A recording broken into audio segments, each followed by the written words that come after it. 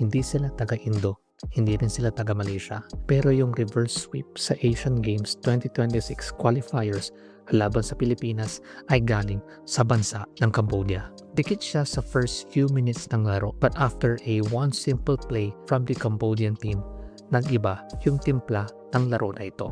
Kaya panoorin mo ito hanggang sa huli para mapakita ko sa iyo yung breakdown paano naisahan ng Team Cambodia ang Team Philippines. Start tayo sa draft. Kung merong mga nag-stand out dito is kung paano minaximize ng Cambodia yung 2 picks sa red side. Especially nung nag-first pick si Philippines ng Zushin, immediately nakaw sa Claude and Akai. And then kumuha sila ng usual na counter sa Arlot, which is the Yuzong. Though medyo unorthodox, kumuha sila ng Beleric kasi one of the reasons bakit hindi siya meta, it's because very predictable yung setup ulti flicker niya or maglalakad sabay taunt and ulti. So in terms of gulat factor or teamfight flexibility, medyo hindi Beleric yung top tier pick. But I believe pinili siya para ipares doon sa Akai and Claude. Isipin mo may maipit yung Akai tapos bago maubos yung heavy spin, may ugat na parating sa Beleric sabay free hit ng Claude. Aaray ka na lang talaga. But for Team PH, solid din yung draft nila kasi you're looking at a typical teamfight lineup na may mga mini stunts and hold with solid damage. Ang magiging issue na lang dito is enough ba yung damage para mapatumba mo yung tatlong bruskong heroes sa Cambodia while avoiding yung high damage output ng Gord and Claude. At nanaig, yung unorthodox pick ng Cambodia take advantage na walang hard lockdown yung Team Philippines. Kaya once may nahuli, either yung Beleric or Akai, walang kawala kahit yung pinakapadulas na hero. Though throughout this game, may kita mo yung back and forth exchange ng parehas na bansa pero may konting edge pa rin sa gold lead yung Team Philippines dahil doon sa pressure sa XP lane.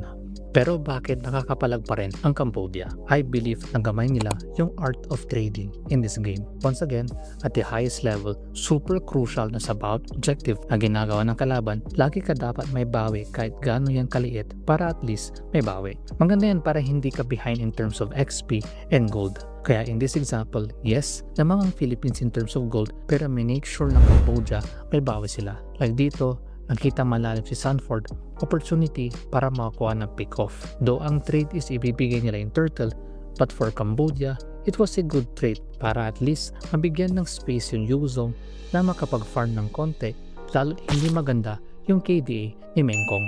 Uso yan sa pro scene, yung trading, and very crucial na strategy yan if gusto mong i-elevate yung laro mo. Kasi hindi lahat ng rotation makakuha mo lahat ng objectives, especially habang tumataas yung rank mo. Kaya for this situation, pa-top lane yung rotation ng Suyu, tapos nakapesto sa turtle yung Cambodia. So instead of contesting, nakaw na lang ng orange buff para at least may konting bawi. But in every game, there's always what we call the game changer. All it takes is one moment. Isang play lang ang kailangan.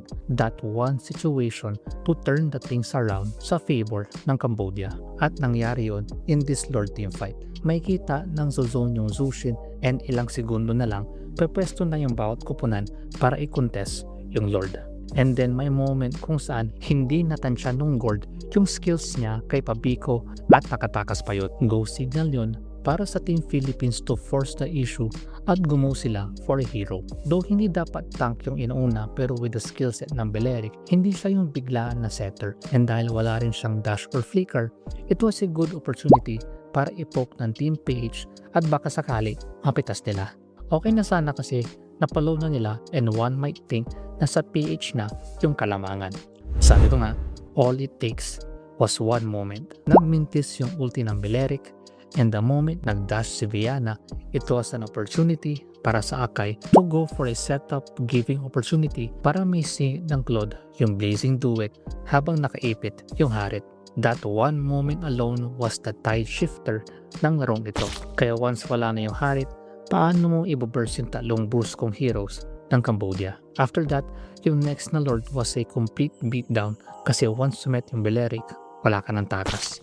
And the rest was history. Soccer analysis. Kung may 2 factors na nag-stand out is that napanatili ang Cambodia yung gold lead to less than 5k while ensuring may trade sila, especially pagdating sa objectives.